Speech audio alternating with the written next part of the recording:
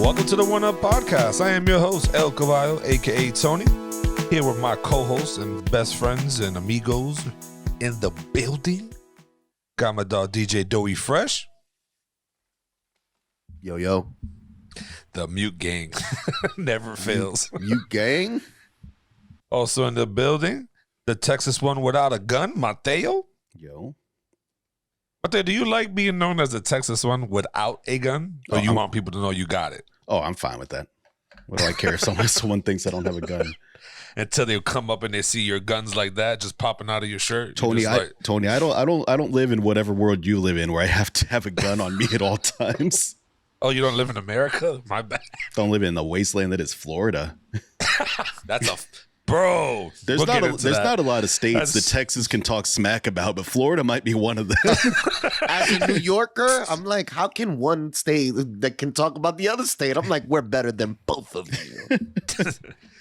Last but not least, the great one, the bald one, Pucho is in the building, aka Nico Lopez. What's going on, my brother? All right, big dog. How do you like Florida's new changes of laws here?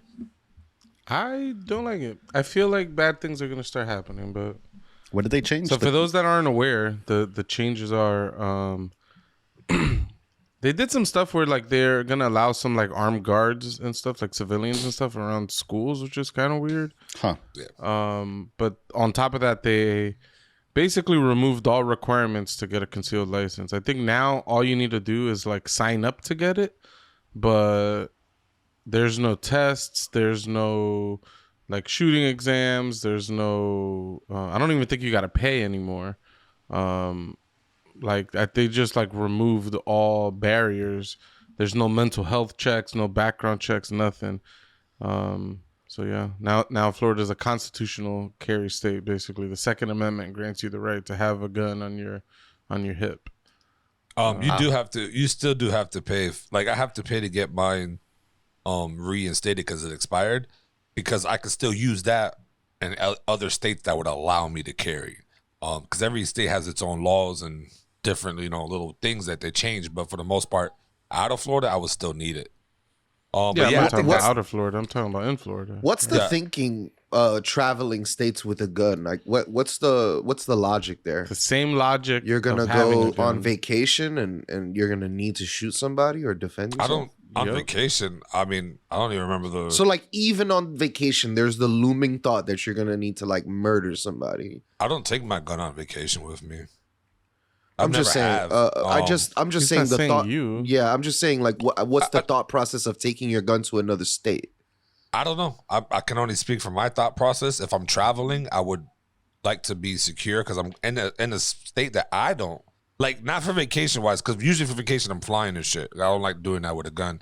But if I'm like going to South Carolina to do something to pick, I would love to have my gun with me because I don't know anybody over there. Like I'm vulnerable. And just to be secure, I mean, that's all it is. I'm not planning, like I said, I never plan on using my shit. You know what I mean? It's just there for emergency only. Yeah. Okay. I guess it's just a securement thing, and maybe safety for people. It's like bringing your laptop. You don't know if you're gonna use it, but if you need to use it, you use it. Or your Switch. Yeah, it's just Except this will take somebody's life. Yeah. No. I think the consequences between a laptop and a gun are very. It's very different, but. You could take somebody's life with a Switch. It's going to take a while, though. You might have to hit them a lot. No, you need a Game Gear or something if you're going to try to take someone out with a portable. The Steam Deck will do it. That thing is hefty and it's wide. It's thick. It's got all the right dimensions. Okay. I like the Steam Deck. I tried Pucho's Steam Deck. Bro, man, I didn't get to play enough, but fucking it's nice. They're well designed. Good. They're really well designed. It just feels perfect in your hand. I was like, wow, if this was the Switch, this type of feel, it would be perfect. But no, yeah. I told a couple of people that I work with about this new law or whatever, and they're like, and they're concealed carry guys, and they're like, that's fucking ridiculous. That's so stupid. Like, why? What? I'm like, yeah, bro, I'm not making it up. Go look at it. And they were just telling me like, bro, this is so bad. This is gonna go so worse. I'm like, yeah, how? And I'm questioning him, because he's a pro gun guy or whatever. He's just like, now, before it's like everybody who had a gun, right? Now it's like everybody will have a gun, And now people it's going to be a free for all. People are just going to fucking just start shooting up for no reason now. It's just, I was like, what's the difference from before? People were doing that anyways. He's like, now you get to carry it almost in every store that would allow you to. Like stores, stores have to put in the front, like, no weapons allowed in the building. They just know that this is not a good idea. And I was like, damn, that's crazy. From a guy who's a pro gun, signed up to the NRA and all this, he's like, this is not a good idea. Yeah, but that's also that mentality of the people who paid for college, and then somebody's gonna get them for free, and they're like, "Oh, this is terrible. This is the worst. It's not gonna work out." It's also that mentality too. No, yeah, he didn't even mention that. I mean, it's just, of course, he's not gonna mention it. I like me myself, I think it's dumb, and I'm not thinking about, oh, they got it for free. Like, I think that's dumb. That shit, to me, you should take the training, do courses and stuff to be able to carry a gun. And because any dumb Joe can go and get a gun and not know how to operate or load a magazine. That's the crazy part.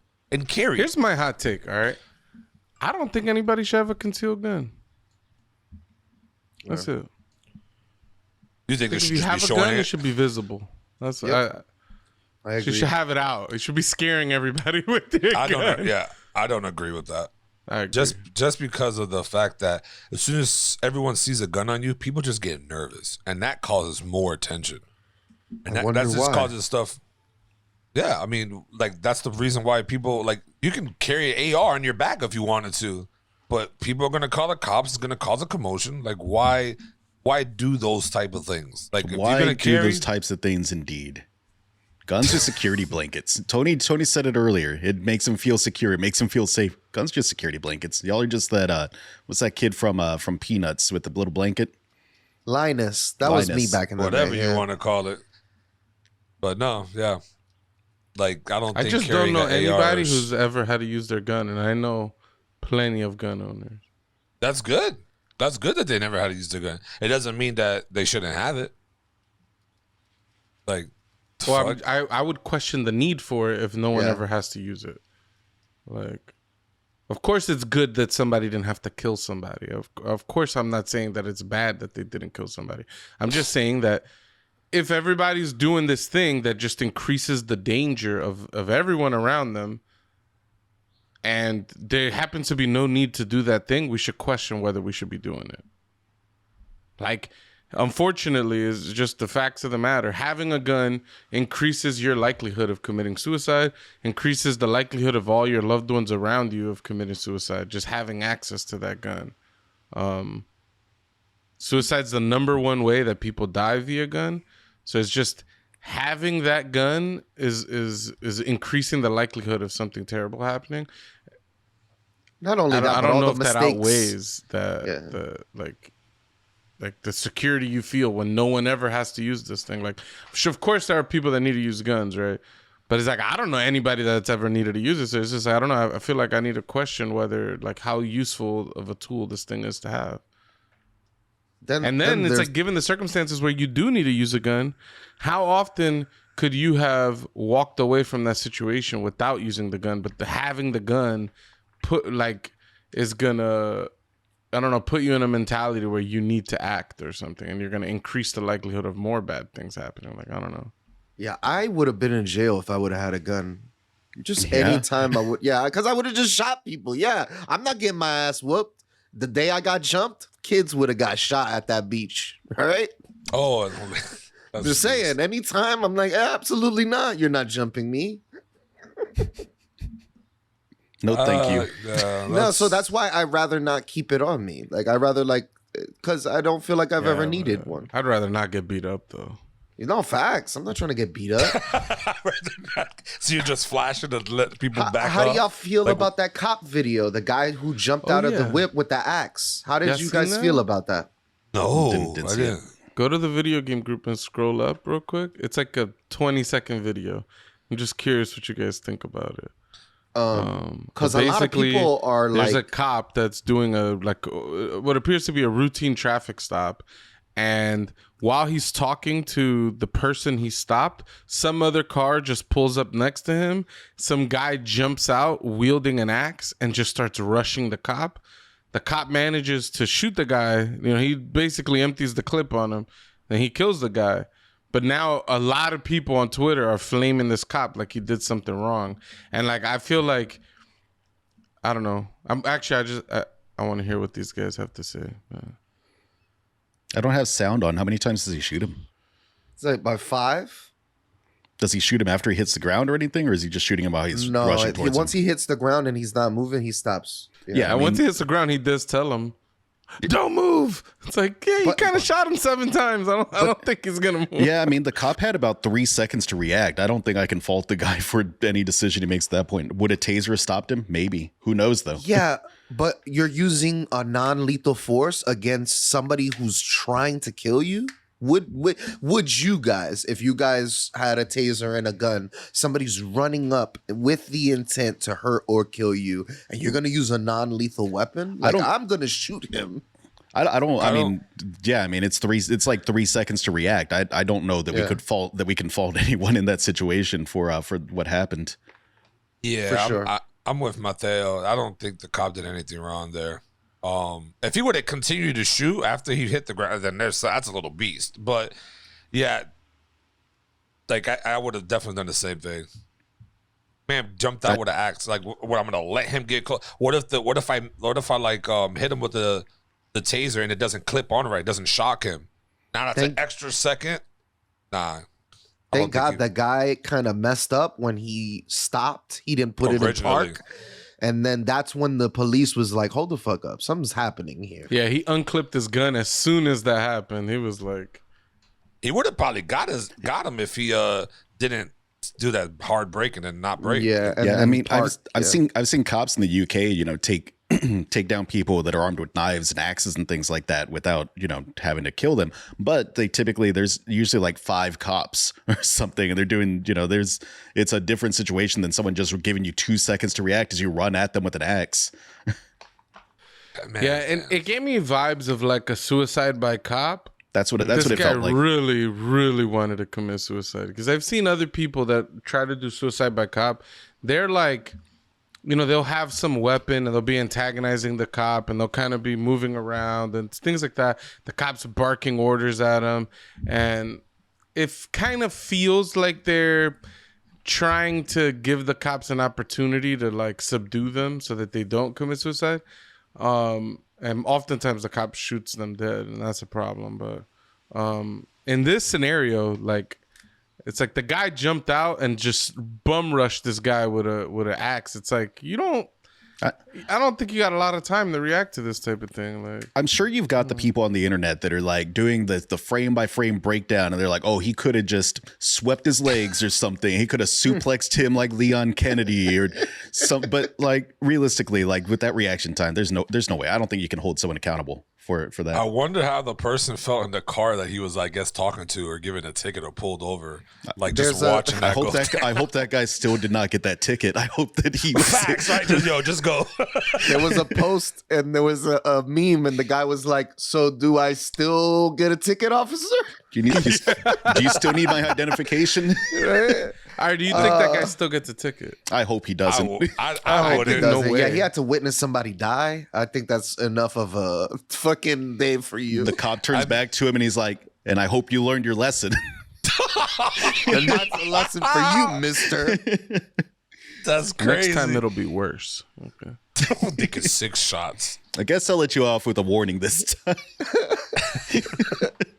Now that would be some real dickhead. Dickie, I'm writing your ticket. There's a dead body bleeding out there. That would be intense. That would be so intense. That's terrible.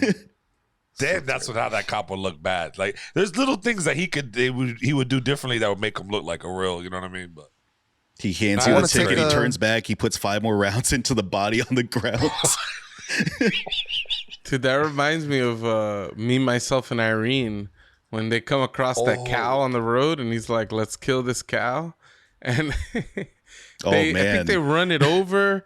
They shoot it. Like, the dude unloads the clip. He's beating on him. He chokes the cow out. He shoots him in the head. He does all this stuff.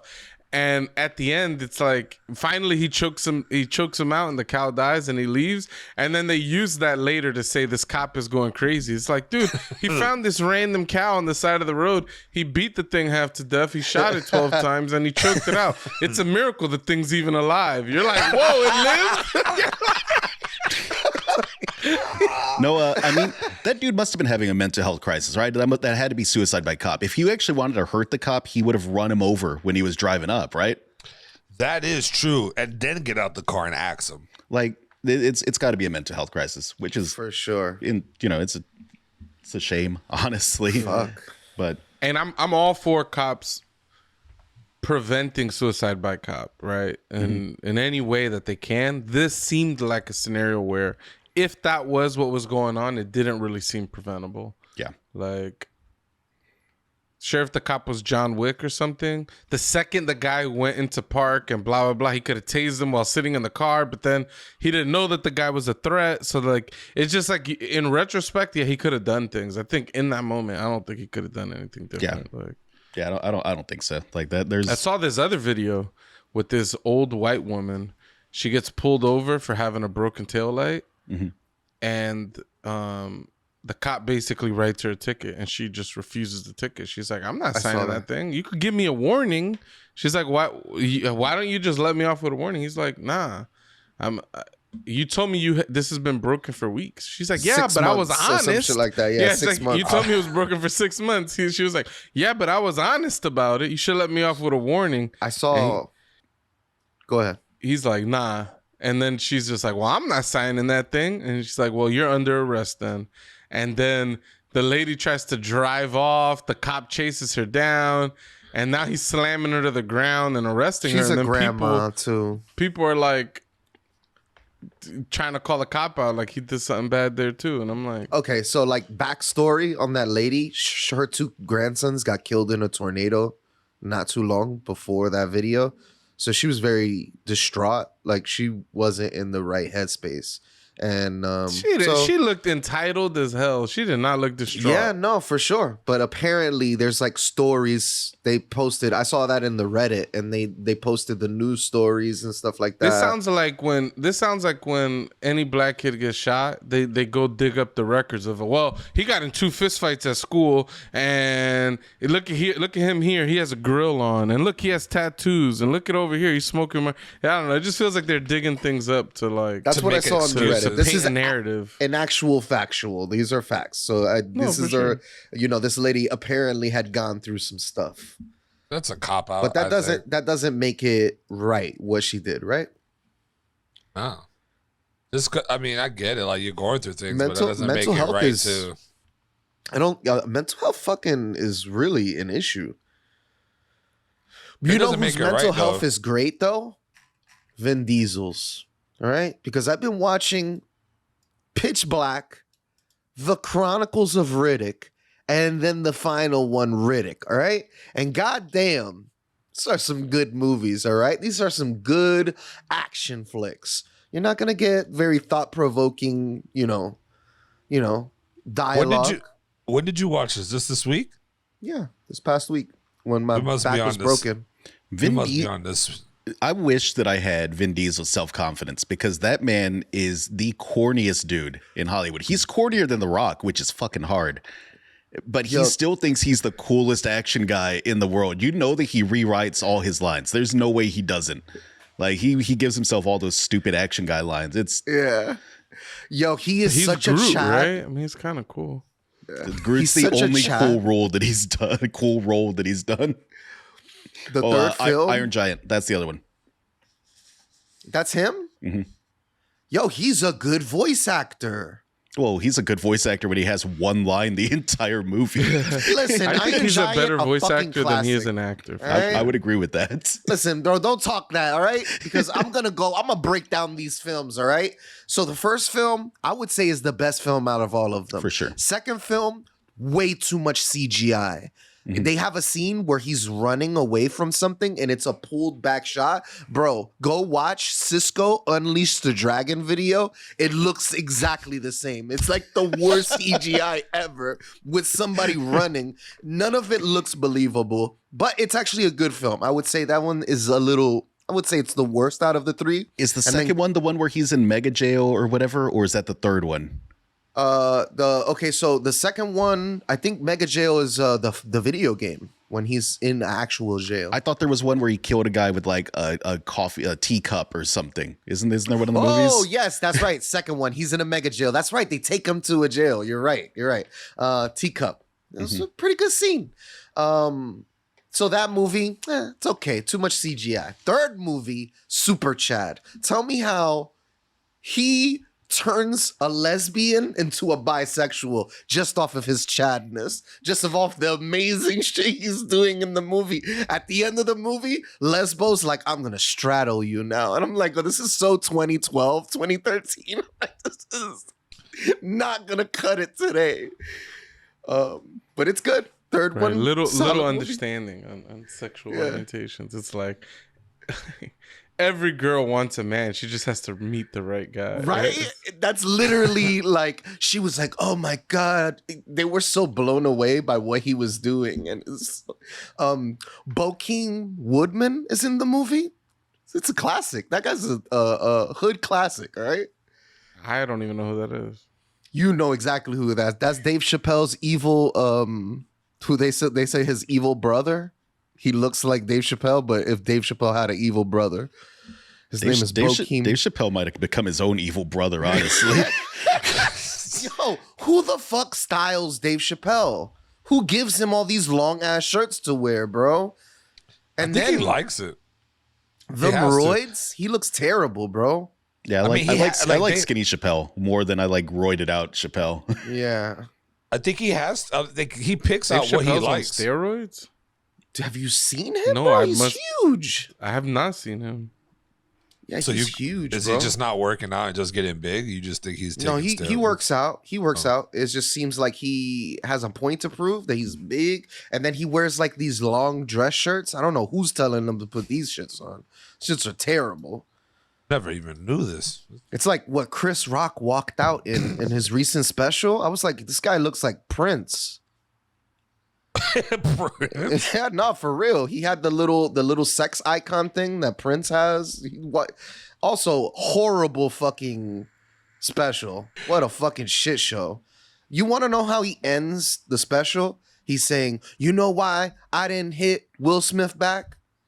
Because my dad and my mom told me and taught me not to fight around white people."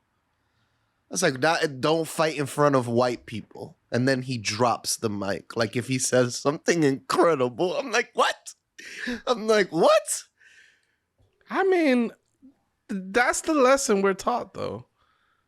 Like, Yo, you're right. Don't act a fool in front of white people. don't act a certain way around white people in particular, because then you're only gonna prove yourself to be the animal that some of these people think you are. Like, I could see him having the social pressure of. I remember, okay, first grade, this kid punched me in the stomach. Right, my mom was nearby. And I was so afraid to fight this kid back because I knew my mother would beat the living hell out of me. Like, for fighting at school. So this kid hit me a couple times in the stomach trying to fight me, and I just didn't fight back. Just because my mom was nearby. And then I kicked this kid's ass. But still, I was like, and then my mom pulled me to the side and was telling me, nah, you gotta defend yourself. And I was trying to tell her, like, bro, you've been telling me if I embarrass you at school my whole life that you're gonna kill me. Like, now I could fight back. Like, I don't know. It just feels like we're contradicting ourselves here. But Did you beat the kid up? yeah. Oh yeah. Yeah, we met up, shot the fair one. Yeah, Oh, the one-on-one? Okay. Yeah, you got to The shoot the fair one-on-one. one, bro. Oh, now you got to shoot the fair one. Last week it was, oh, you don't shoot a fair Because one. we're That jumping Hitler, bro. There's some people don't deserve fair ones, bro. Some when you're people don't jumping deserve fair ones. Hitler, I wasn't we even had to talking Hitler. I'm just flatten him talking out in like general. a pancake, man. You know what I mean? You're saying We had- everyone deserves a fair one, and my position was, no, I don't think everyone deserves a fair one. Some people just deserve to be instantly destroyed, okay? Facts. Did you instantly destroy that one? Wait, was he bigger than you? Was he Nah, older he was grade? smaller than me. We're the same Oh. age. He wasn't younger than me, but he was a smaller guy. He was quick. No, but This you- kid was you this kid was an animal. All right. One of my friends dropped the pencil, went under this desk to pick up the pencil. The kid kicked him right in the face, mad Oh. hard, like on purpose, like for no reason. Hell no. Yeah. And damn, Oh, so you just gave the beating of a beating. Mm-hmm. That's good. wild. I felt bad. My friend cried, and I never looked at him the same again. I was like, "You crying, bro?" I kind of regret those feelings. I'm just telling you how I felt when I was a kid. I felt like that. I was like, man, that kid is crying. I was like, he don't deserve no respect for crying. No facts. I lost a lot of hood credibility in third grade when I cried in class. You cried and what? Yeah. See, I had Tony's I like, lost you a just lot of lost the credibility. Yeah, I was in third grade and we were in arts class or some shit like that. You know the kid too, Pucho. You know the kid. We're still ask friends. before you ask, Tony. Don't ask. It doesn't Yeah. matter. This is a friend of ours going to that we ask. still know. Yeah, he punked me out in art class. he And, punked you out. yeah, he just And y'all friends? sized the shit out of me. Yeah, we still friends. Yeah. He It's- sized you. it's Can you little tell the story? What is all this vagueness? I mean, I don't really remember. I remember we were in an art class and I remember something went down and he just like sunned the shit out of me. He was like, "What you gonna do, nigga? What you gonna do?" I was like, "Oh shit." And then you just started crying. Yeah. Oh wow. I was like, Yeah, I can see you losing credibility off of that. That's Yeah. crazy. Yeah. I feel bad for Lil though. Yeah. I was a softie. Well, I mean, ain't nothing soft than trying psychedelics for the first time. Tell you Have you that tried much. psychedelics, Tony? Never. I would never do that. You would never. I would rather do cry. psychedelics? I would rather cry than try psychedelics. Facts. I do not So, want to be in a portal with awesome mushrooms or take. anything A portal. growing into me. That's what people say when they take these psychedelics. They go into this new world. Like, I'm just saying. I think you have like such a misconception. I think a lot of people have a misconception about drugs. And I think it's Just kind of psychedelics. important for people to like recreationally try things sometimes and experiment, not with crazy drugs, like because we're not trying to go to the guy that's in Colombia, the professor that shoots up heroin regularly. Oh. Not that. That's not where we're trying to head, right? But like party drugs, a little cocaine, see what that tastes like. What So is you- this? you- I don't know if Coke is the one I would say everyone needs to try. I just read this account Coke on sucks. I just read this account on Reddit about this guy talking about his first time ever smoking crack. And it was very interesting and it was terrifying. It was absolutely terrifying how quickly he said he could feel himself getting addicted to crack the first time that he ever smoked it. Oh shit. What?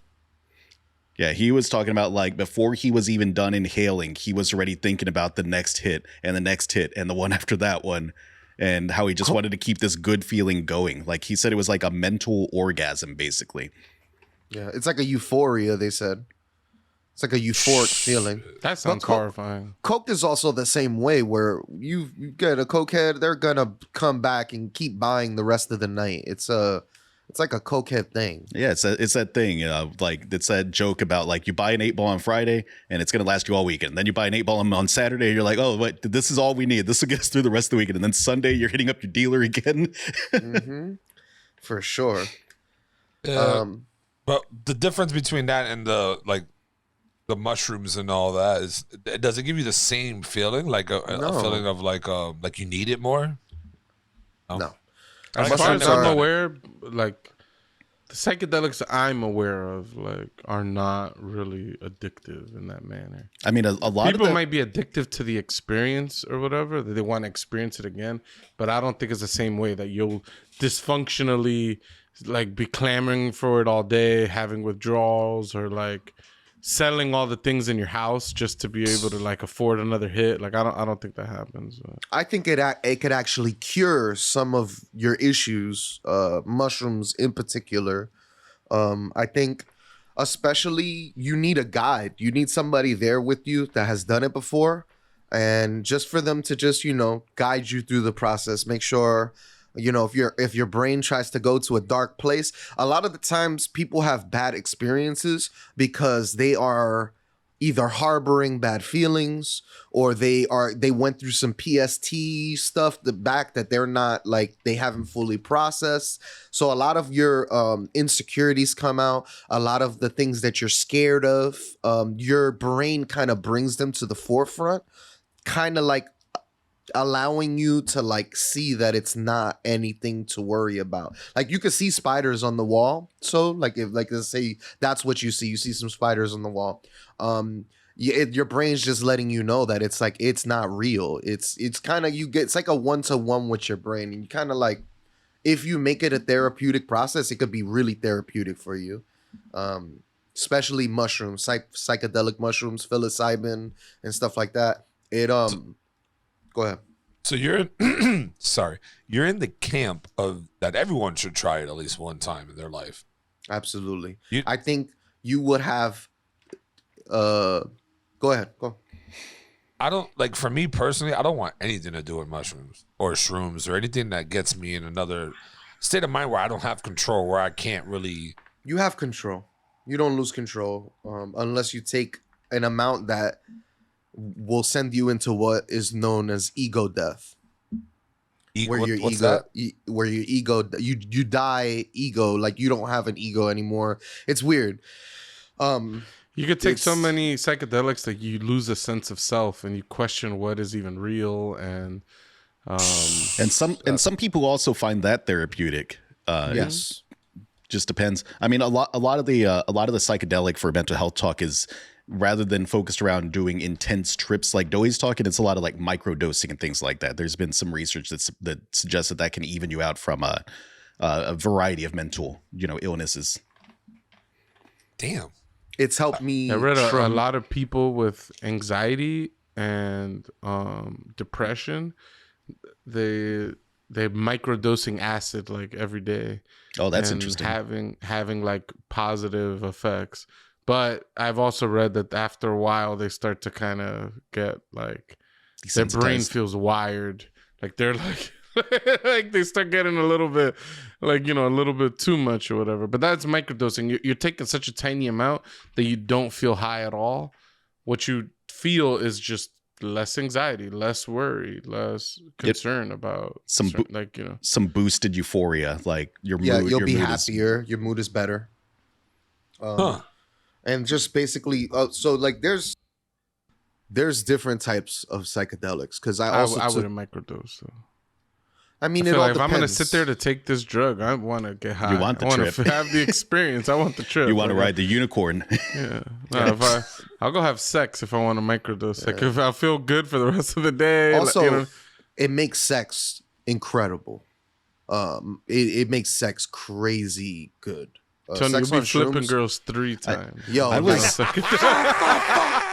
like those guys on the flip 'em one way, trampoline. flip 'em. I was reading this Reddit. This is unrelated, but I was reading this Reddit thing the other day, and it was the prompt was, "What is something unexpected from the porn industry that you wouldn't expect?" They were like, They were like, people that have worked in the porn industry. What's an unexpected fact that you have about the porn industry? And the first one that popped up is that it smells terrible on porn sets. Not a big surprise, but apparently it smells terrible on porn sets. The other one is that they don't use like pills and fluffers and things like that to keep you like going during the shoot anymore. There's a shot that they put directly into the middle of your penis, and it's this long needle they put in to inject this ED like drug directly in, and it sounds terrifying. It sounds absolutely terrifying. As a man who just had needles next to his junk, I wasn't too happy about it. All right. For those of you wondering, your boy, I got a vasectomy, guys. I'm gonna be Get an shooting applause. blanks for the rest of my life. Let's get an applause there. I like that. Let's go. Let's go. Our boy never has to put a condom on ever again. Well, you there's should still use there's a still condom STDs for, and things. If he No, were, I mean, he's But married. if you get with a person that you trust and things like that, like my wife, the woman I've been with for 15 years now. It's been a long time actually. I just thought about that's crazy. Yeah, I mean, yeah. So I'm shooting blanks, guys. And anyways, the point of this was having the needle next to my junk wasn't pleasant. So I could only imagine having to do it for a living. Like every day you go into the office, like you just just taking shots. I mean, I guess you get desensitized after a while, but that does not sound pleasant at all. Quick question: does he have to be pre-hard, or it doesn't matter? He could be soft and go in and get the shot. I would imagine it doesn't matter. I think that it's just about getting the drug directly to the nerve centers and the blood vessels and things. Where Imagine you have to put it in the vein on your cock. You have to find the vein. You know the vein. Everybody has the vein. I'm not even a fan of needles anywhere near me, let alone like Pujo said, at my cock. Like that's ridiculous. What do you mean the vein? The vein on your cock. The vein. I don't think Talking about everybody has a vein. the Okay. sickle vein. Yeah, you got some veins there, bro. I think my thing is to Anyways. just inject him dead in the middle of his it cock. goes dead in the middle. They had a diagram and crazy. everything. It looked awful. That's Yeah, crazy. the diagram. But But I'm kind of with Doey. I think that the psychedelics are really good. I think that there's a lot of like positive things you can experience with them. I don't have a ton of experience with psychedelics, but I did have a cousin that passed away about a decade ago, and I did shrooms with my uncle, and it honestly helped a lot with like the grieving process for me and my family members that I did shrooms with in general. I had some very interesting visuals and experiences on it, like we were driving around in the middle of a storm, and outside just looked like it was black and white, and it looked like there was like a film filter over it. And then, I'd turn back and have conversation with people in the car, normal conversation, nothing weird. And then I'd look outside and it was like this grainy black and white film effect going on with the storm and the psychedelics. It was interesting. It helped me process a lot of grief, honestly. being in nature helps, especially when but you should do that once you've already tried it. You have to be in a safe spot, like somewhere safe. It'll be hard for me because I've tried edibles and stuff like that before, and I didn't really like the feeling, but it was definitely a thing. Like I didn't like not being in control, I guess, right? For some reason, I think that part of that is fear, right? Like part of the therapeutic use of them is that ability to let go of some control. I struggle with the same thing. I've talked about it with y'all. I don't think on the podcast, but I did like this crystal bowl singing thing one time where it was like this meditation session, and they had these crystal bowls, and they were like, I've seen them. They were like and making doing them, they were like making them vibrate. sing and playing like ambient music and all kinds of crazy stuff like that. And everyone that left that session, they were all looking around. They're like, "Oh my god, I feel so much better. That was amazing," and blah blah blah. And I was like, I didn't get anything out of that. I can't fully release just in my natural state. I can't fully release control of myself like that. I wonder if that's that's interesting. So I wonder if that's I feel like the psychedelics help with that, like when I've experienced them at least. Yeah. I wonder if that is a control issue in a person, right? Like maybe you just need to have control and letting I think go. that's a fault. I think people. No, yeah, I'm not saying it's a need good to- thing or a bad thing. I'm just I think saying it's a bad thing. I'm saying I think that's a bad thing. Oh, somebody who wants too much control in their life, I think you need to take a few steps back, but you won't allow yourself to. You know what I mean? The So what did you psychedelics want? allow you to give perspective in your situation. It just takes you a few step backs and you kind of like looking at yourself a little. It's weird. I don't know, not visually. This is not happening visually. This is happening like it's like an inception. I don't know how to describe it, but you are able to look at things about yourself, and you're allowing yourself to consciously question why you are the way you are. How come I got so mad today? Or was it right that I did that? Or you start to question a lot of these things where you normally are like, I'm right and I'm in control of this situation, and it allows you to kind of back up. Can And, you get the same feeling from just getting high? no. I would don't say think I would so. say I mean, because when I smoked beforehand a while back, a long time ago, right? I felt like that. I felt at ease. I felt like let go. Like I didn't have control, but I did, and it was peaceful. And that's the times where I would just sit back and I'll just be happy and then let things go. Like why hold on to things and stuff? So I feel like it's the same effect. For me, right? I never tried shrooms or anything like that, but I'm saying for me, like everything that you're describing, I have felt when I was at the highest point of smoking, like when I was high. You know what I mean? Like, so it's just like, is it based mostly on the person? Like maybe the psychedelics. it's a different feeling. So like getting drunk is gonna get you a feeling.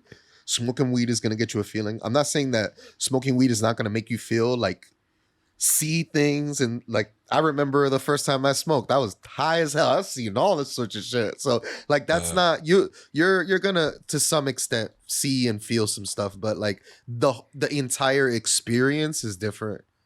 Like I'm just not like I'm not against it, but I don't think everyone should have to try it. Like I don't think it's something that you should seek to do it. You know what I mean? I don't think it should be illegal. I don't think it should be illegal. One, I think the psychedelics should be legal. And I think I think that's the first step probably we should take.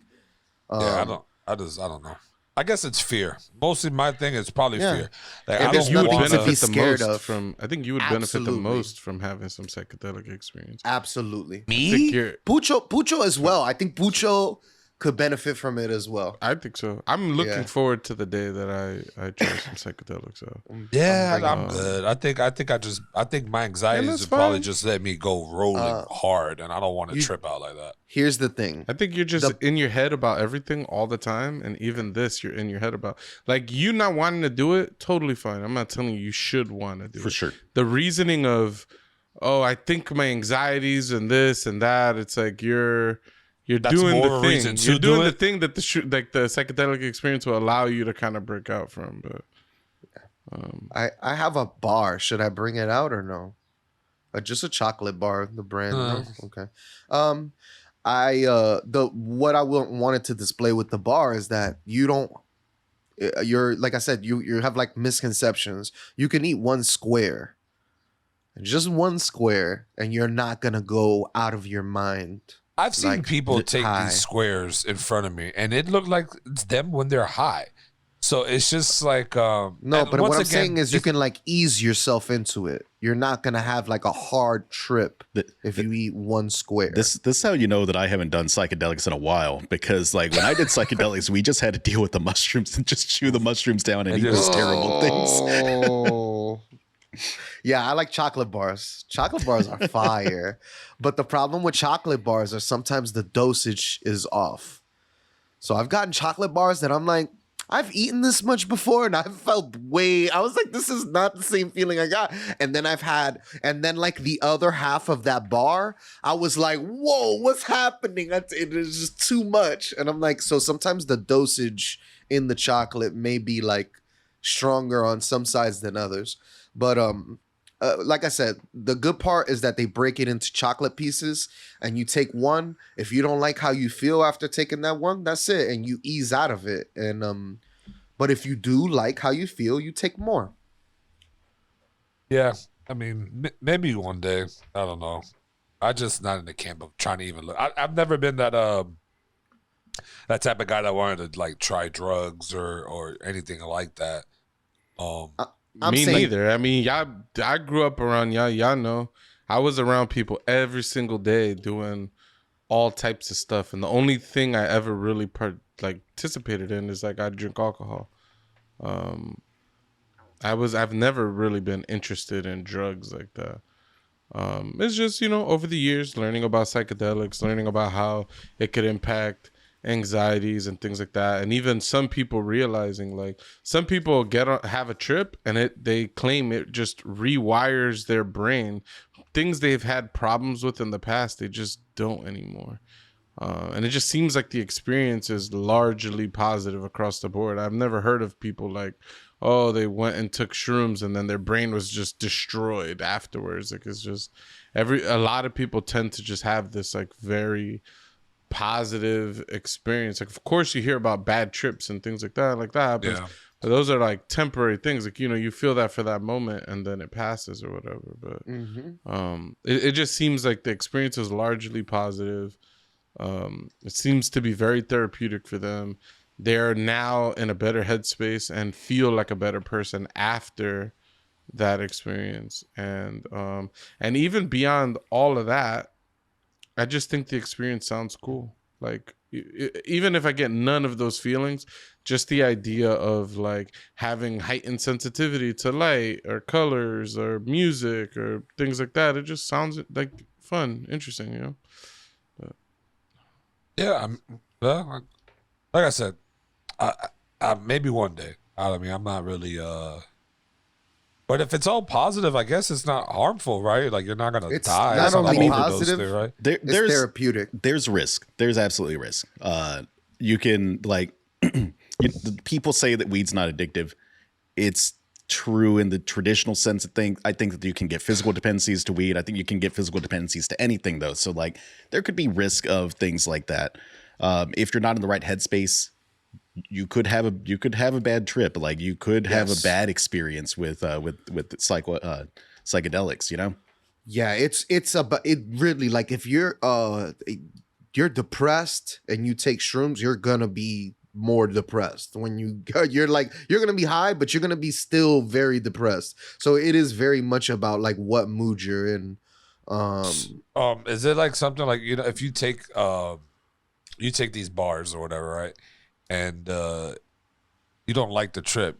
Is it as simple as just close your eyes and just try to go to sleep, or no? You're gonna ride this. It's hard to wave. go to sleep on shrooms. What you can do is drink a lot of orange juice, and the orange juice will cancel out the shrooms. I've heard that one. Really? Is that one actually true? I've always heard that one. Yep, that shit works. What is that? What is the natural Citrus. acidic that's in Acidic. the? The acid burns up the shrooms in your stomach, and whatever is in there, you know what I mean? It'll cancel it out. So you just drink a bunch of orange juice, and you will start to feel a lot better.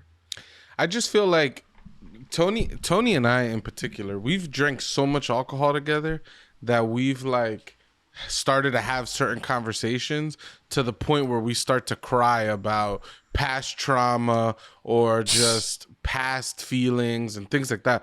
I feel like there's something there that a psychedelic could unlock further Absolutely. than alcohol can. You probably That would won't be need to insane. drink that much to get that. I would feeling recommend not out. drinking while you're on psychedelics if you're using it for a therapeutic purpose. Wait, Oh, I'm man. not recommending that. I do. I Sometimes do. you just I do everything. I'm like No, bong rips, alcohol, then water. I'm like, I'm doing it all. It's like, No, Yeah. I'm just That's saying that OD. Tony and I have had very just drinking and talking and chilling. We've really been in tune with our emotions and stuff like that in a conversation and stuff. And I just feel like psychedelics would unlock that far further and maybe allow you to kind of work through that a little bit better. But absolutely. I don't know. I just feel like the fact that those experiences have occurred, I just feel like we're candidates, Tony. That's it. We're candidates. I think if you do it, I'll do it with you. That's yeah, I don't It know. is best to do it with someone else, especially the first few times. Don't do it alone. Like, I don't. Yeah, you don't want to do it that's- alone. And I've heard you want to do it with at least one person that's sober, That's especially done the first time. Or at least with people that are very experienced in it. You don't want to be zooted out of your mind and not have anybody nearby to help you like ground yourself. Like, I can only imagine. That would be wild. one other psychedelic that I tried before we like move on, salvia. Oh my god, bro! Now that is a What's that? psychedelic. That's a How's psychedelic that? that you cannot control. You. That's it. You have lost Maybe control that's of what your I'm body. talking about then. Maybe that's the type of psychedelics that I'm talking about where people just go lost. So I smoked this shit out of a bowl, bro. When I'm telling you that just a few seconds later, I didn't even know where the fuck I was at anymore. See, nah, I'm good. I That's that was shit only. zapped into a different plane. It was like, it was weird. It was like you live in 3D. It felt like I was in like 4D or 5D or like two. I don't know how to explain it. The trees, they kept falling over, and then like it would like it like the trees would kind of like drag, and it was kind of like a book closing, and the pages just kept, and then I would restart, and then it felt like I'd wake up and the page would go again. It was so fucking weird, and it was such an intense trip. That I do not say everyone should try. I think that is you got to be very careful. And the people around me made me have a bad trip as well. If you're Because they were not laughing at you and because they were tripping you out laughing more. at me and then asking me what's wrong, are you okay? And then like, so if I was in a different place but I kept hearing them, so it just, that worried me a lot. There was many years later, my boy took it again. We were in a different setting, and I kind of was there sitting there with him, and he was going through it, and I kind of was just like calming him down. I said, yo, it's okay, you're good, don't worry about it, it's just gonna take a few minutes to pass. And he actually was like, yo, hearing you say that made me so calm and maybe experience it he was like, I was able to experience it in a way where I wasn't scared anymore. So how long does it last? You said a couple minutes? It's like 5 minutes, Yeah. 10 minutes, but for you, It's eternity? no, because it's 5 to 10 minutes of intense trips, but your brain goes through this what the fuck just happened experience for like an hour after that. Your brain is just like, what did I just experience? Like I your don't brain even has sound healthy. no concept of what just happened. So you're like, where did I go? What happened? You're trying to break down in your brain what just happened. So I don't know, that sounds salvia, cool. It just sounds like your body has this capability Yes. to do all these things that it just never occurs. Yes. And it's just like, I don't know. I'm just fascinated by that. Like the When- experience that Doey just described, it doesn't sound pleasant, but it feels weird that my body could do it and I haven't experienced it. And I kind of want to feel that. Like, I don't know. yeah. You I want know. to feel trees folding over like a book in the opening? It was like, yeah, the pages. Sure. It was like life turned into a book, and it was pages, and the pages kept Could you turning. control it? No. I was not in, like I said, you are not in control of anything that's happening. So after it's just that point. happening. You can't be like Eh, freeze and like mess I with it. didn't know. I was shocked. I was kind of in shock. Like, what the fuck is going on? I was scared. You know what I mean? He hasn't mastered that shit. I'm like, sure- if he could. Because apparently the natives use this. People in Mexico, I heard it's like an actual. So it would make sense to me how dude. It felt like I was on a different plane. And that's the only way I could really describe it. I was not on this plane anymore. I could hear this plane, but I wasn't here anymore. I was in a different place. It felt so Damn. weird. Yeah, Bueno. That's insane. yeah. For our, for our next topic, should we hold material things of people who have passed away, or should we just let them go? Just recently, my aunt passed away, and my family's in Puerto Rico now. You know, with the funeral and all that. And there's some stuff here that's, you know, obviously that belonged to my aunt or whatever.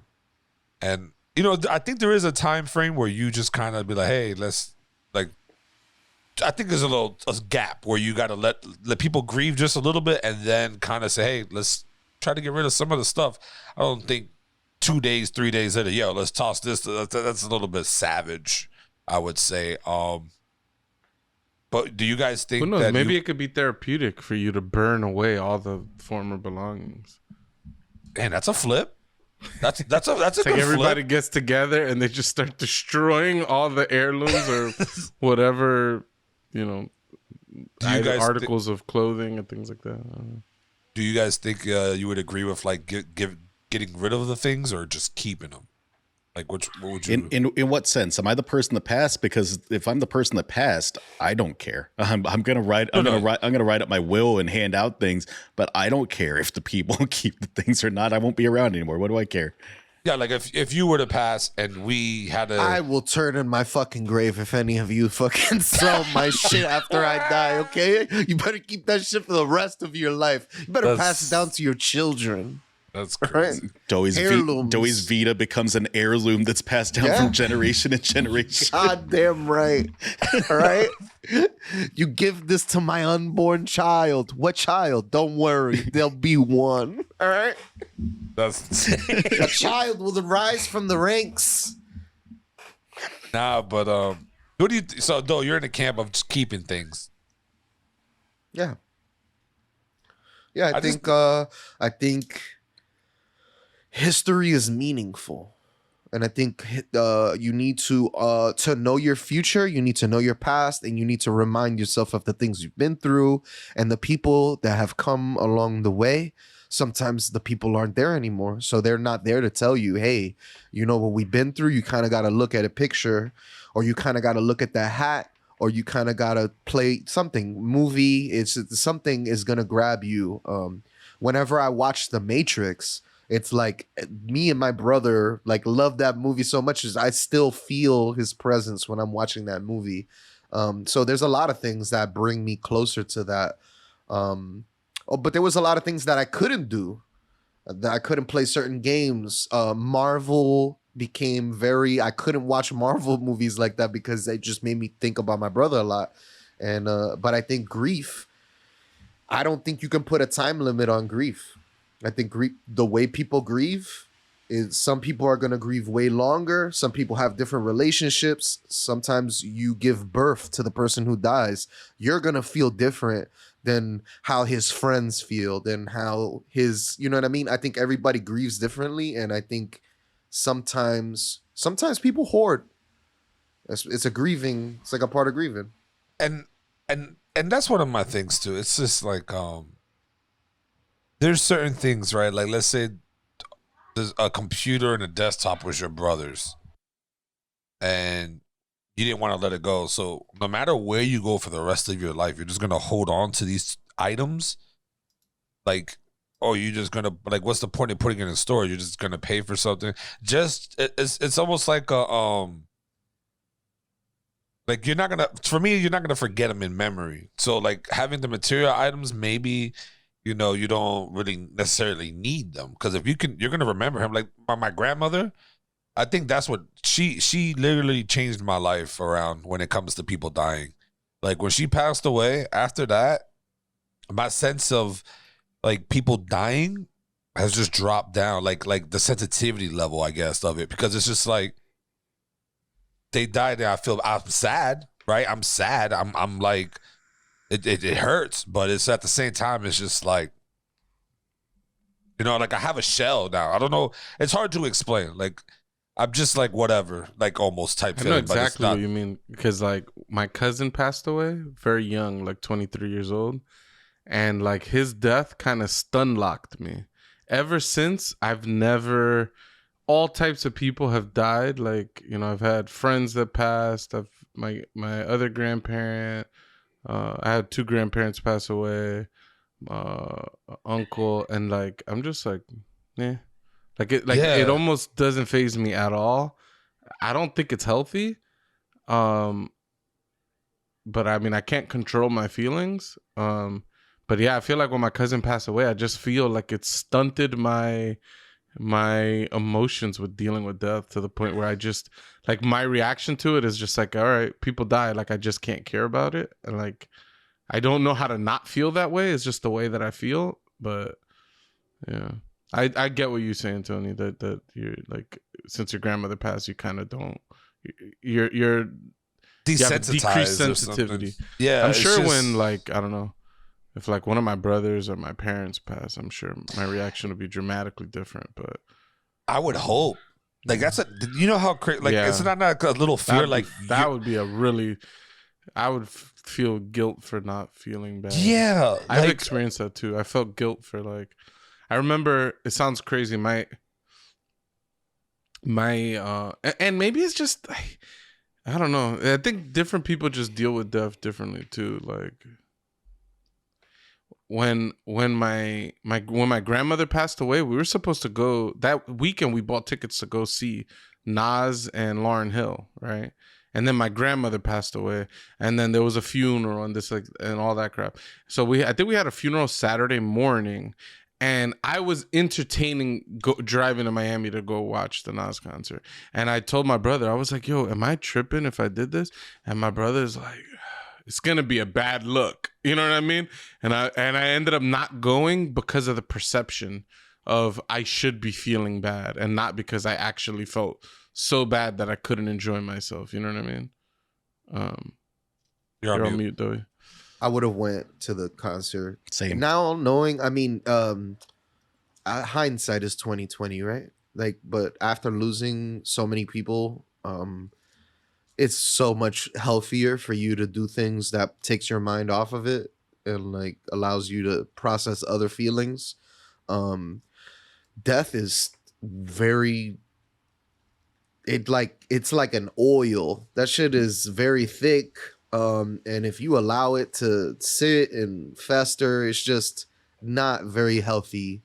I'm not to say not to mourn. You can mourn and grieve, but it's very good to also do things that make you feel happy. You don't have to punish yourself. And I think a lot of people end up doing that. bro, there's like to this day, there's certain smells, certain things that would trigger me, and I would just fucking break down. Like it was because of my grandmother, and I would just sit there and I would just start like I can't control it. My eyes would start watering and all that, and it takes me like a second to just like shut it off and then just go back to doing what I was doing. But you know, people seen me like I'd be at work. It happened to me. I'd sit there doing it, and then a smell passed by, and it reminded me of my grandmother's crema. She used to make like crema in the morning, like oatmeal. And I smelt it, and all of a sudden, I just started bawling at work. Like, no crying out loud, just my eyes just kept tearing and tearing. And everybody's like, "Yo, you good?" I'm like, "I'm all right, man. I'm good." No, like, got something in my eye. And it's just like, it's just a weird emotion. Yeah, some ego, like ego man bullshit, I know. But it's like, it's just, I don't know, man. That shit, it really messed me up to the point to now, like, I'm afraid that if my parents or my sisters or somebody, God forbid, passes away, that would I really feel emotions? Like, I'll be sad, but would I really? That's a fear, too. You know what I mean? It's like, damn, I'm going to look like a piece of shit son where his parents pass and he's not even crying. Is this the episode where we realize that all of Tony's issues are rooted in him not wanting to give up control and not wanting to just experience things freely? No, I was sad, bro. Like I was experiencing I went through all the process of death, like with my grandmother and all that. And I don't know. It's a block. It's maybe my mind blocked it. Like I don't know. I can't explain it, bro. But that's why I feel like when it comes to giving stuff away, like or getting rid of things, maybe it's from that. Like I just don't feel like I should be holding certain things of people who pass. Like I don't need their washer. I don't need their hair dryer or this. Oh, we're talking about not even like sentimental things. We're just talking about like things in general. What about what about the negativity that can come from things like that? Like family members fighting over jewelry or fighting over property that is being gifted to someone and things like that. I hate that too. Is there a way to avoid that? Like how do you well, even with a will though, they can lawyer up and they can go and, you know, fight that they're not being fairly I don't know. I know that you can contest a will. You could fight again. I don't know how contesting a will really works. There has to be in my mind, there has to be some very unclear language in order to like effectively fight a will because somebody's saying, "I want to give David this thing." I don't know I don't know how you could ever fight against that. Like, I know that siblings can argue that they're not being fairly I don't even know what the term is. They're not being fairly considered in the Compensated? will. But I know that it's a thing that's happened, right? Imagine you're clearly being shitted on in the will, and you're like, "Oh, really?" I'm like, There's there's some shady things that have happened in my family. We've had funerals before where like some of like the great tias went to that person's house. They skipped the funeral, just went to that person's house and took all the jewelry that they felt that belonged to them, that should have been theirs. Yeah. Death, Yeah, I mean, death it brings happens. out some bad stuff out of people, man. Yeah. You realize that some I people just don't feel entitled enough to ever do something like that. Like it would have to be something like, I don't know, like if some of my, like God forbid my wife passed away and then someone from her family came and just took her car, like I'm entitled to this car. It would be like, well, hold on, like that's a little different now. But yeah, I don't know. Even if even if they say, "Oh, I want this person to have this car," or "I want this person to have this," like, can you fight that as a husband? Like, nah. Like, we both paid for that. Like, how can she give away something that's not Tony, truly only Tony, hers, this is you know what I mean? America. Like, You can lawyer up for anything and try to fight anything. Like, yeah, that's crazy, man. Yeah, every death there's always some negativity, bro. Something goes down. It's sad too. I don't know how it started, or I don't even care how it started. Really, it's just like, why, bro? Like, we're like, most of the time we're all grown. It's the grown adults, the older people that want to fight and pick. Oh, who's getting the money? This and that. It's just like, come on, bro. Yeah, Like, I can't even imagine like trying. I couldn't claim anything that my parents owned. Like if they passed away right now and it wasn't clear like who's supposed to own their house or something like that, I feel like the right thing would be like, all right, let's just sell it and split the bread. And if one of my siblings were trying to like keep it. strong arm someone else out of doing it and trying to take all the money, like I'd be salty about it, but I would never get to the point where I would like get a lawyer to, like, I don't know, maybe if it was like $100 million and I'm like, dude, this is a life-changing amount of money, you gotta come in. Like, but having seen these little family like squabbles over like a Jesus piece, over a dress, like it's like, this is so weird. Like this is what we fighting about, but I don't know. Yeah, I mean, those are the things I would just like literally get rid of. Like, I mean, I had for the longest, I had my grandmother's rosary. I don't know how the Spanish version of it escaped me. Rosario. Yeah. For the longest. And I had it so long that it started deteriorating.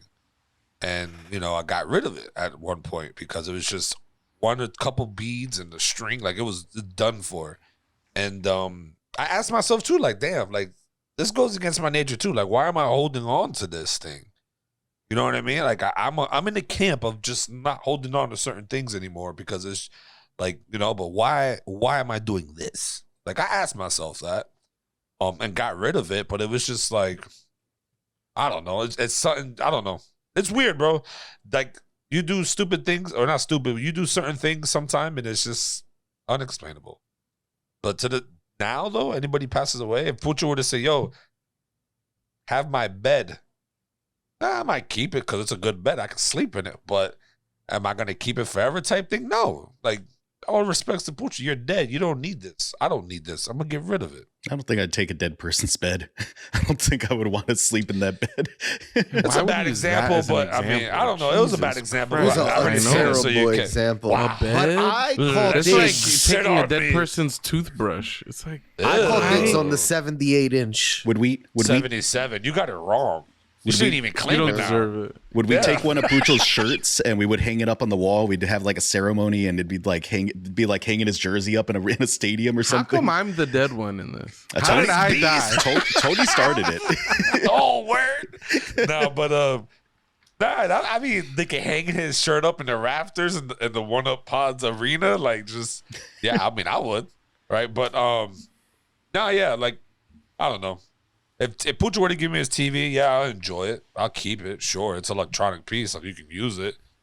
But try to give me something else. Yeah, like I think we're really talking about things that aren't functional Yeah. Yeah. I was And- thinking like sentimental things like jewelry, Yes. like pictures, photo albums, things like that.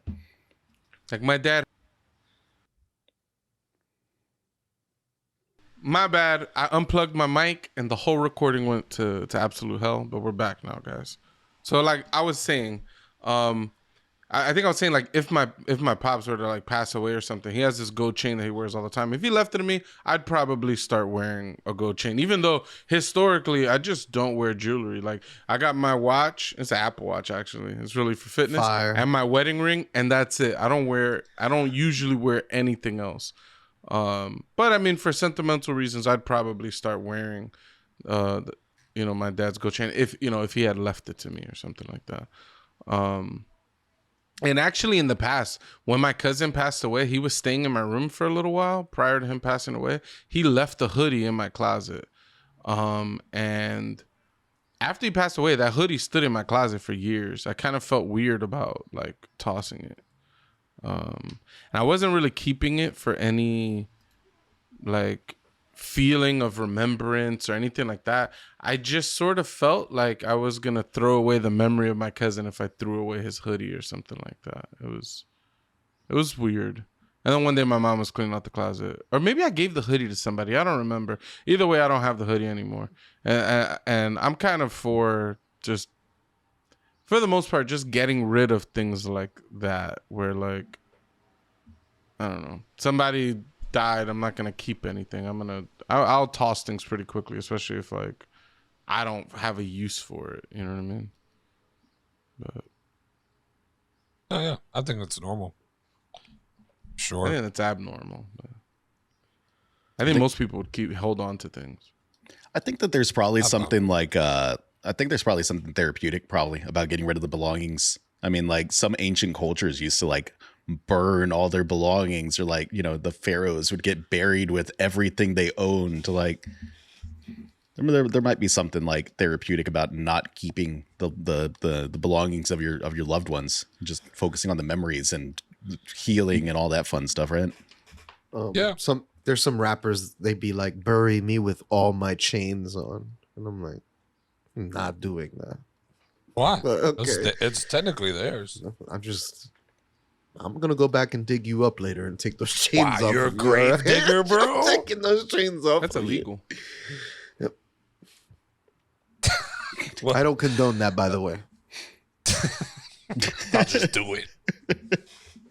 For our next topic, ladies and gentlemen, does using edgy humor encourage people to adapt hateful behavior? I'm gonna let my boy Doughboy wheel us in this conversation here.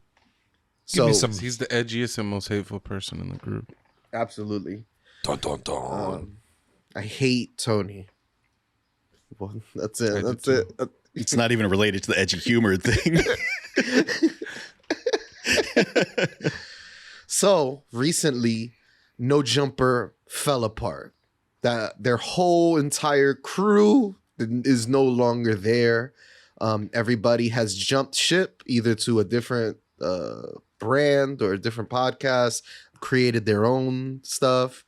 And a lot of it came from him platforming the Nazi guy, Richard Spencer. A lot of people were pissed off at him in his crew for doing that. They're like, damn, like, why are you even giving this guy a platform to even speak or utter a word? And then you had a very famous streamer, very famous YouTuber, Destiny, went on there and made a joke and said, he's like, oh, he's he's a business owner, but he's like, wait, I thought you were like a slave owner of hip hop, because he is like the only white guy there other than the camera guy. Everyone else is black. So he kind of made a joke saying, you know what I mean? You're like the slave owner of hip hop right now. And everybody laughed. And a lot of people got offended that he didn't like tell them like, nah, that's not cool. Or he didn't like stop him from saying something like that. So everybody is like saying like, yo, this shit is kind of foul. How if everybody's questioning the people that stayed there and said like, "Oh, how can you stay with somebody like that that'll laugh at a joke like that?" And I actually was a little bit disappointed because I thought that joke was a little bit very spicy, very edgy. You know what I mean? As a part of humor, I didn't think it was funny. I actually thought it was kind of racist, and that's where the topic comes from. Is it racist to make jokes in that manner? I think it's tricky. So my kind of experience with this is, besides some of the obvious ones, right? Like South Park probably does satire and things like that better than anyone else. I think some of their old episodes have not aged well. Some of the humor does not quite stand up. I think a lot of it does, because I think that the way that South Park approaches things like that is pretty good. But there's even channels like Achievement Hunter, man, like their whole drama that they've had in the last couple of years, where some of their edgier jokes came up, and I think that there's tricky ways to do that. I mean, if your joke is just saying a racial slur for shock value, that's probably not the move, man. I don't think that joke's gonna hold up. I don't think that joke was even right at the time. We were just on the edgier side of the internet at that point.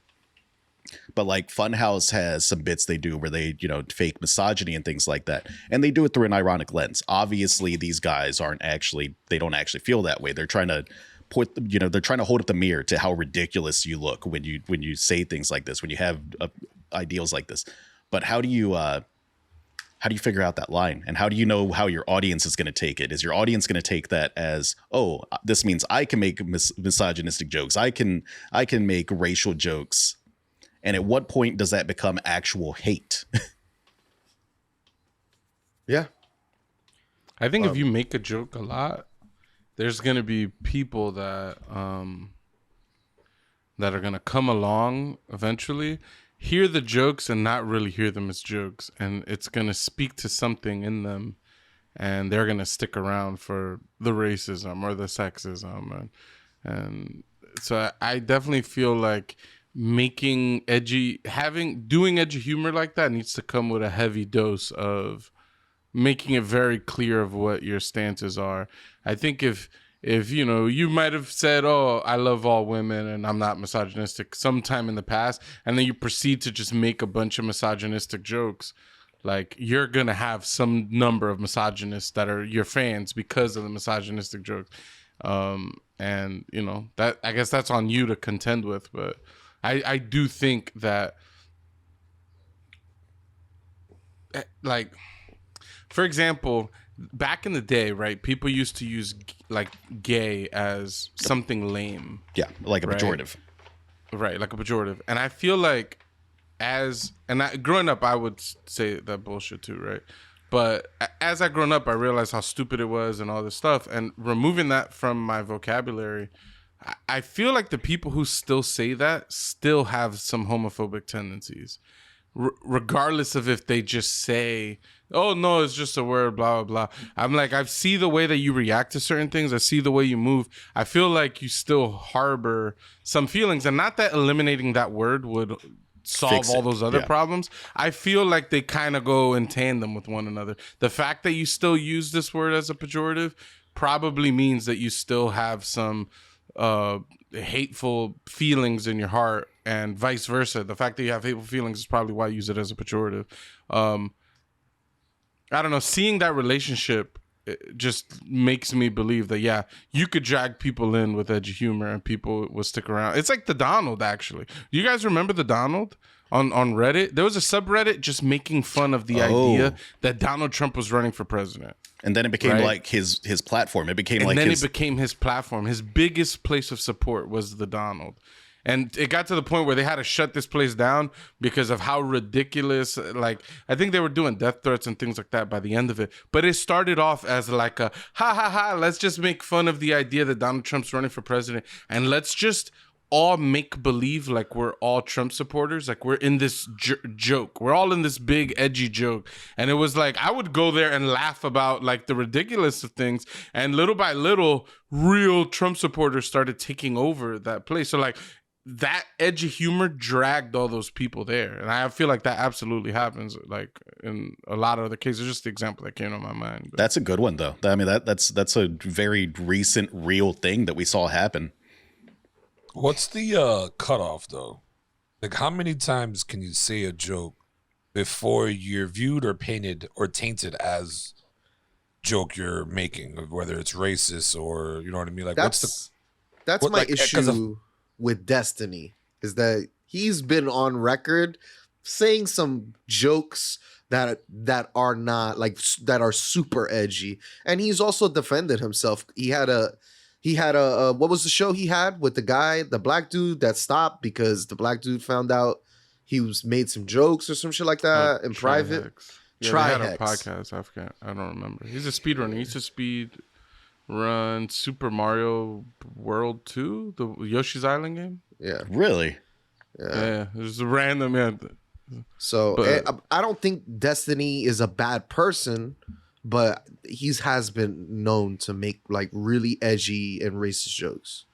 There was a group. There was a group. I don't think you have to be a bad person to be surrounded by bad people necessarily, or have a fan base that's toxic or things like that. I mean, like we've seen that. Like I mean it's almost like the PewDiePie thing too, right? There's so many examples. This is one of the problems with this topic, because there's so many examples of people doing this.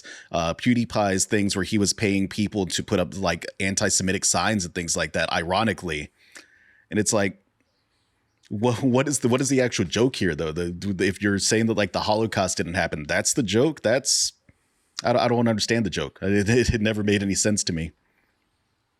So, like, going back to the cutoff point, like, is yeah. it I don't know one- how many times, Tony. I don't because think I've myself made jokes, whether or not it's edgy or some people find it edgy or some people find it hilarious. It doesn't necessarily make you a racist or make you homophobic or that, but I am in agreement though. If you say it like 1,000 times, all right, like, or you know what I mean? There is a time. I just don't know what it, like the amount. I just don't know what it is, but it's just like, okay, not as questionable. Even though you've known me for a high X amount of time or whatever, if I keep saying the same jokes, you're gonna be like, damn, like how many times are we gonna keep saying the same type of painted joke that you keep doing? I mean, Before you realize, your cutoff time is going to be different from like a person you actually interact with daily or a friend than like a performer, right? Because with a performer, you understand, even if you're on YouTube or something, there's some amount of your personality that's being changed, that's being modified, that's being turned up a little bit, right? and also, does race play a big part of this? Like, it's a white guy making black jokes versus a black guy making white jokes, or Spanish making black and white jokes. Like, does a different race play a part of the cutoff point as well? People from Spain should probably not be making any racial jokes in general, because they're just colonizers over there. but But you know what I yes, mean? It's- race absolutely plays a role. In a lot of black comedy, there's a lot of racist jokes against white people, and we all laugh about it. If white people did the equivalent, they would be ostracized from comedy. Like, Which is unfair. there are some people that may be able to pull it off. Like, who's George Carlin or something? Is that a guy? Yeah, George Right. Carlin. Yes. Right, he's had a lot of Edgy edgy humor. jokes and stuff like Yes. that, and people accept it. It's George Carlin, whatever. But like, I feel like there's a lot of other cases where people would be like, nah. It's just in society we've deemed it okay to shit on white people, and less okay to shit on people of color. And why that is I don't fully know. There's a whole slew of punching up versus punching down, and a lot of history and of who was racist against who and how that impacted and all this other stuff. I personally feel like it's not okay to be racist against one race and it be acceptable, and then against other races and it's like the most taboo thing in the world. It should probably just we should probably just stop being racist. Like as a society, treat all racism as bad. But yeah, absolutely, race plays a factor to answer your question. Societally, yes, a black guy making jokes about white people would be far more accepted than the opposite. So for the no jumper thing, right? Adam was the one that's obviously was put on fire for what the heck he did. Do you think that the overreaction of his fellow coworkers or whatever? Yeah, I think there's an overreaction, and I think that that's also an issue to overreact. I think there is an overreaction. It's just I don't know how to describe it. What it is. I feel like the thing that happened at No Jumper was all this baggage over all this time, and people were gonna leave the podcast anyways, and all this other stuff. And because this happened, that's the thing they're focusing on. Yeah. Not any of the other stuff. And like ultimately, Adam said something about how one of his hosts was boring and made the same jokes. He said that to somebody else in the office. The word got around and people acted like that was the worst thing they could ever do. And that's why they were leaving. Then they went back and go, oh, look at this other time that Adam like laughed at this racist joke, which like, sure, if it's just racist for the sake of being racist, like, yeah, he probably should have called out whoever, the guest and all of that stuff. But it also just like, all right, it feels a little convenient. Like you're just reaching for something to add, like, post hoc justify your feelings. Like I have a bad feeling about somebody now, and I'm gonna look back to the past to see other things to say, oh yeah, my current feelings are totally valid. Like it's like, you probably just feel the way you feel, and you should just accept it. You don't need to justify it, but based off some random stuff you're gonna dig out. Like I don't know.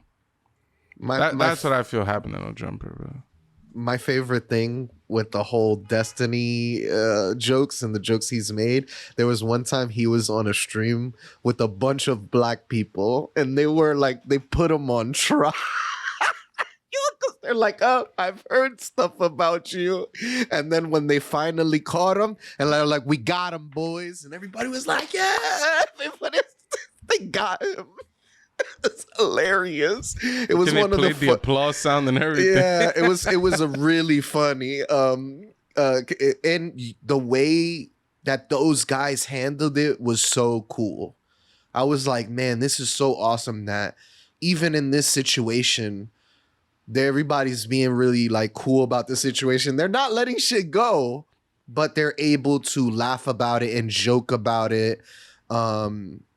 And I thought that was very interesting. And Destiny was being a pretty much a good sport. He was defending himself, but I watch Destiny. I watch him a lot, and I thought that this whole arc, that him going to No Jumper, him being around, him having beef with House Phone, another person on No Jumper, and I just thought this arc of his was very interesting. Do you think some aspect of this is scripted? Like, is there?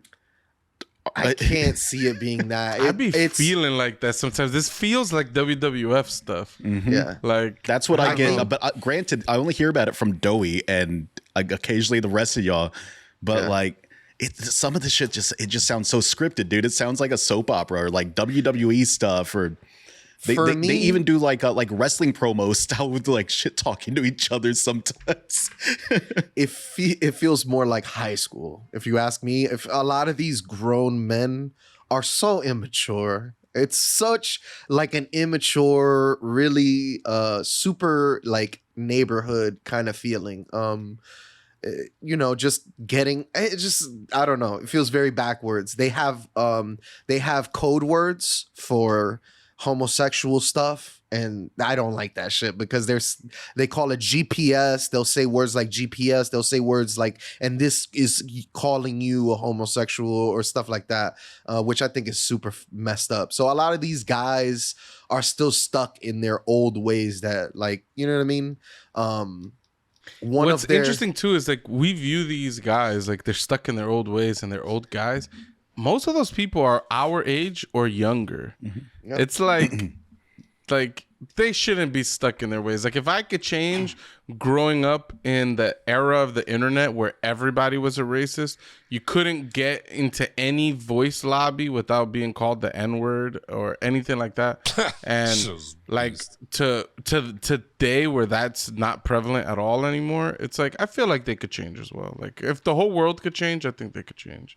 Yeah. And I think it's like it's setting a really low bar to be like, nah, you know, they just can't change. Like, I don't know. Like the whole house phone situation, house phone had sex or some type of sexual relationship with a trans woman.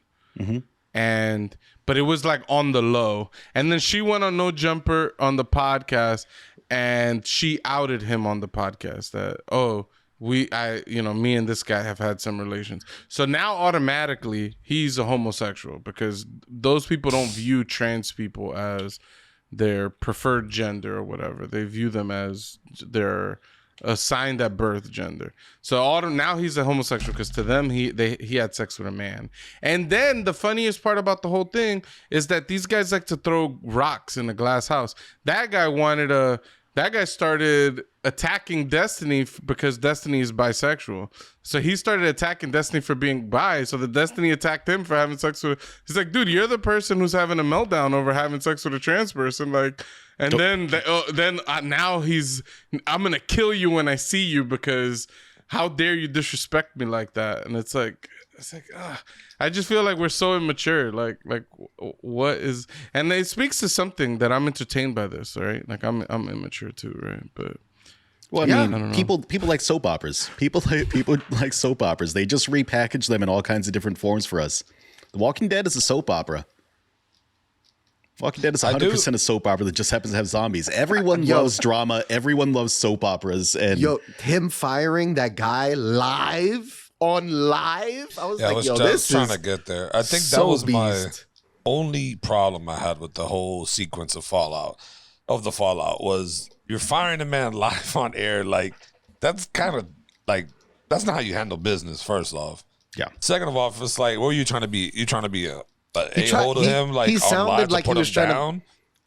He sounded like he was trying to be a Don. Lush, you lied to me, Lush. You lied to me. I think he was trying to get him to admit it because everything at No Jumper is it's WWF. So everything is content. We could fire him behind the scenes, but then we wouldn't be able to make content out of it.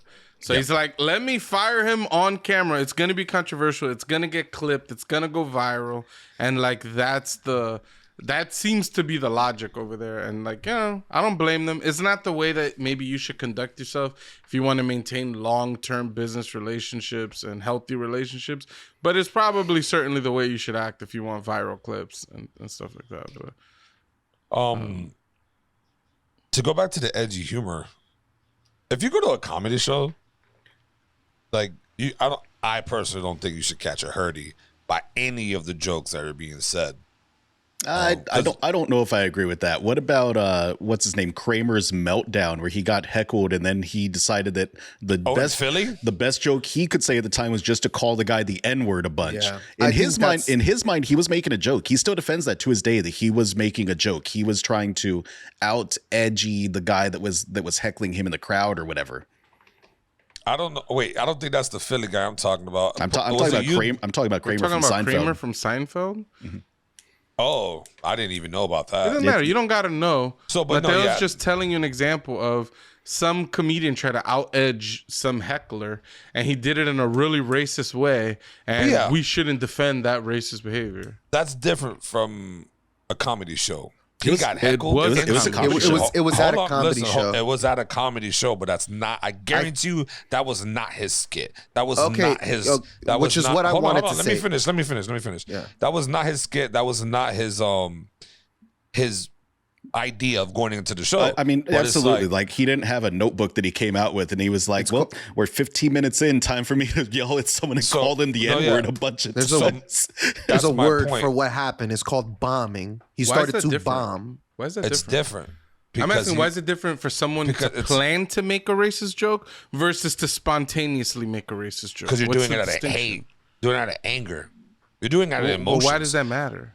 It has a lot to matter with comedy. Because, like, if I'm there, you're going there for a joke. If I'm a comedian and I'm saying a joke. I have it planned. It's supposed to go with the flow of my storytelling versus me getting hot and now I'm just going off of strict emotions.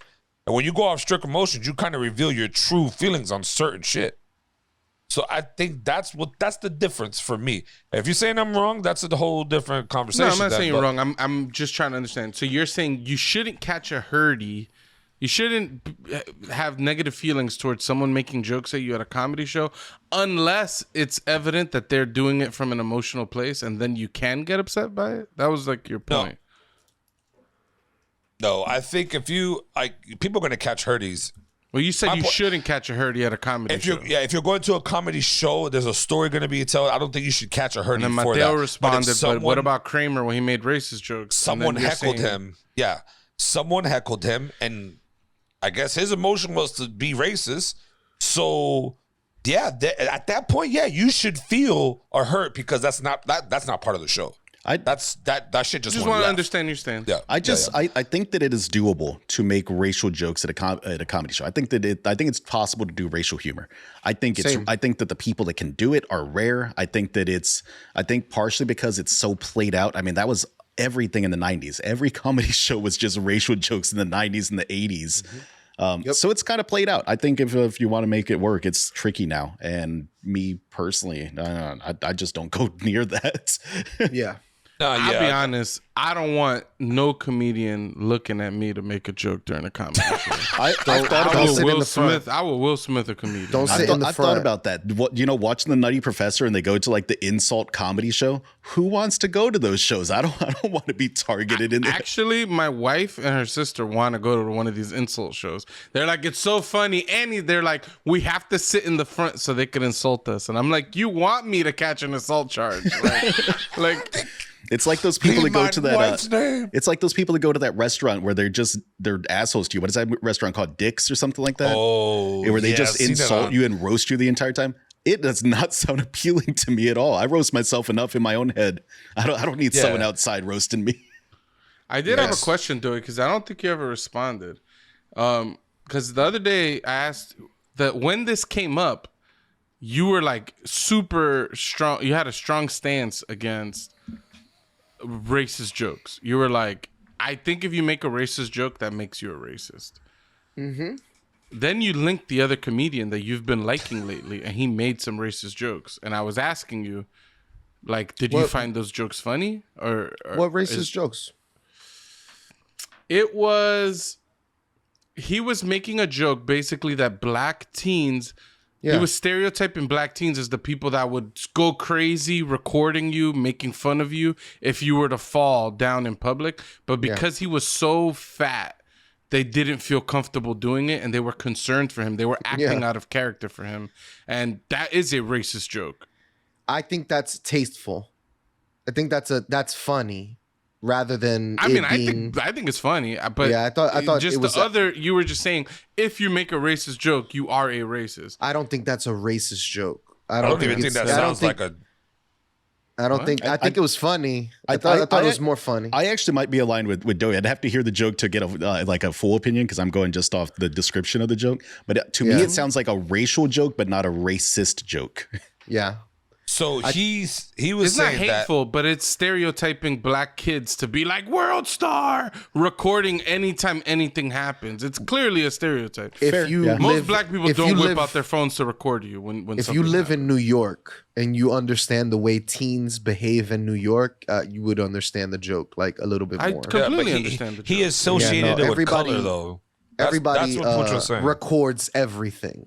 Like he's saying these black teens. He's calling out a particular race of people for saying that they are the race that does this thing. Anytime anything happens, they will record it. Well, I know, but you just said any teen. Now you're saying black teen. No, I'm just saying young. Yeah, what he's talking about. Like I said, you have to. It's kind of based in New York. It makes more sense. It has nothing to do with New York. It absolutely has to do everything with New York. He says in the New York subway. I'm saying he associated with color. You guys aren't getting that part of the joke. Personally. I completely understand the joke. Yeah, but he could just as easily be anywhere else where there's a lot of young black teens and the joke works. He happened to fall in the New York subway.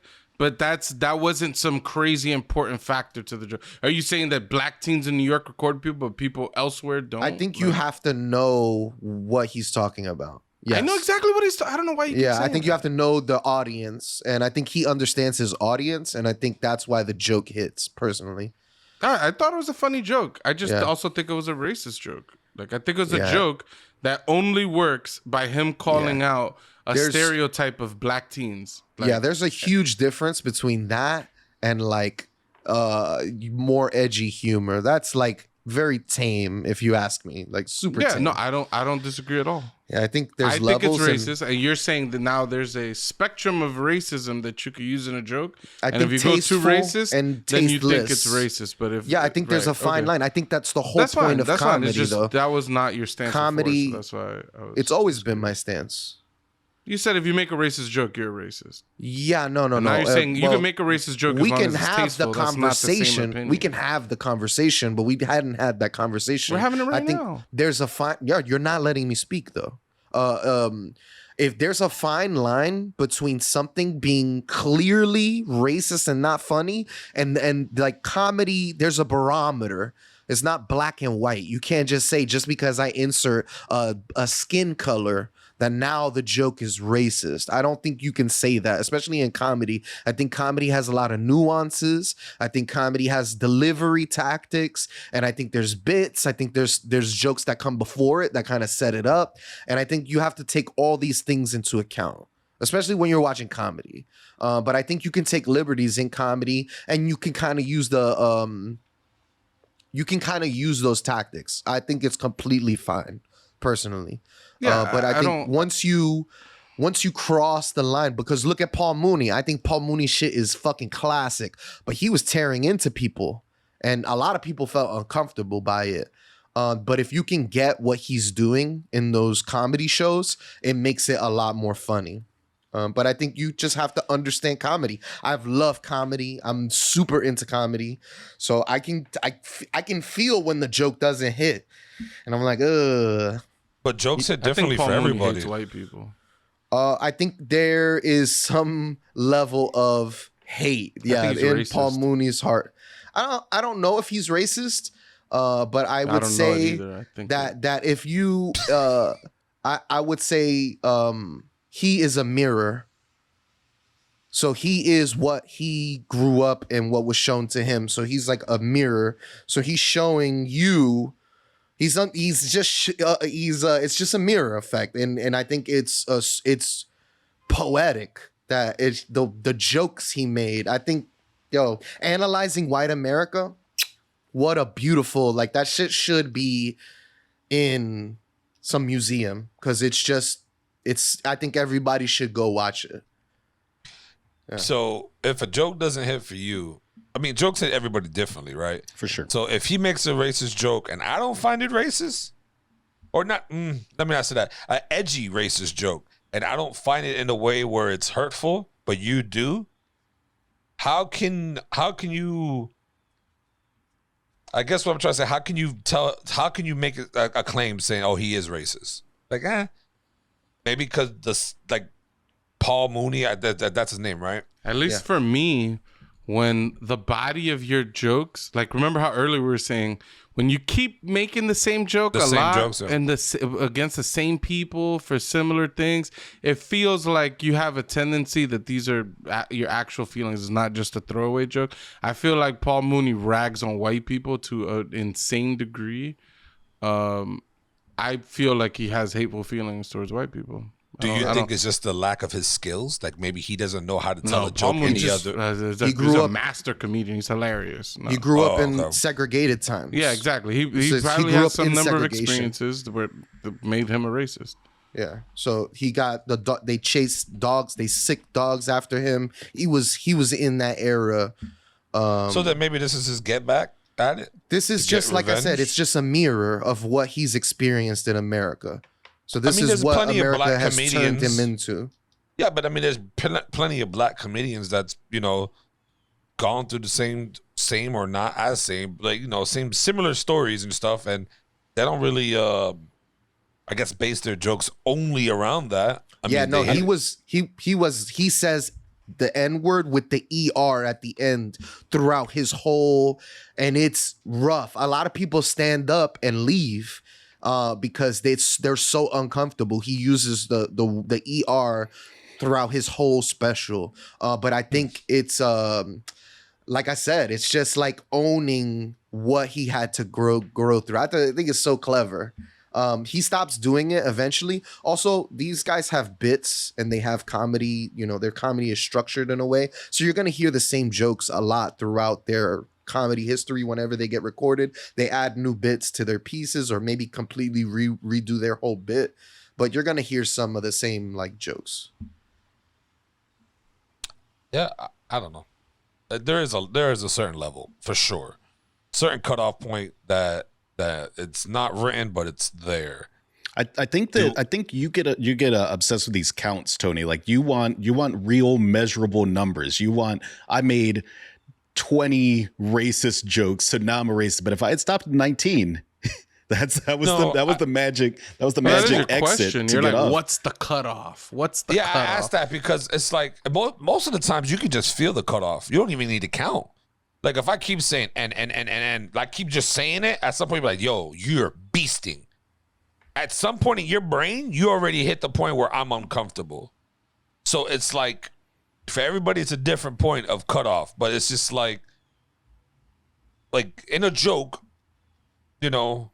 Unfortunately, I'm gonna always say what's the cutoff to almost everything because mine's different from everybody else's. Everybody, I feel like it's almost a useless question. There's a spectrum for everyone. For like, sure. For Doughy, right? The racist joke that occurred on No Jumper crossed the line. I thought it was funny. I thought the joke was like, oh, wait, that crossed it was the line for very him? edgy, huh? That crossed the line. That crossed the line for you? Yeah, I thought guy it made a wasn't- slavery joke. I thought it wasn't He thought funny. Adam 22 was a black guy, and when he found out Adam 22 was a white guy, he said, "Oh, so you're just a slave owner, not like something like that, right?" That's And crazy. a lot of people got offended by it and stuff. And it's a think- very edgy joke. Not a joke that I would make, right? But I could see the comedy in it. I'm not gonna take offense to that. The joke that the other guy with the subway and falling, nowhere near as edgy. Way low on the racism spectrum. You know what I'm saying? My hang up there was just Doughy earlier when I spoke to him in private claimed any racist joke, you're racist, and then now he kind of brought up a spectrum, which I totally agree with. I do think there's a spectrum.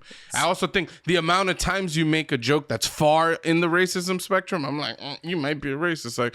Like so there are counts in my head. I don't know what the counts are. It's like a feel based thing, but it's definitely a feel base for sure.